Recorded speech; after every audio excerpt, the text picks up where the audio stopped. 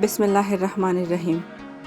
د پښتون ژغورنې غورځنګ مخکښ مشر محسن داوړ د ولسمشر غني په لومړي مرستیال امرالله صالح وروستی مرګونی برید په سختو ټکو غندلې. د پښتون ژغورنې غورځنګ مخکښ مشر او د پاکستان په پارلمان کې د پښتنو د حقونو مدافع پرون د ولسمشر غني په لومړي مرستیال امرالله صالح له هغه برید وروسته په خپله ټویټر پاڼه ولیکل چې د ولسمشر محمد اشرف غني په لومړي مرستیال امرالله صالح برید غندم او دا ډول بریدونه د افغانانو دښمنانو کار دی. ښاغلي داوړ خوښي څرګنده کړې او ویلي دي چې خوشحاله یم چې د ولسمشر غني لومړی مرستیال له مرګوني برید څخه روغ رمټ راوتلی دی.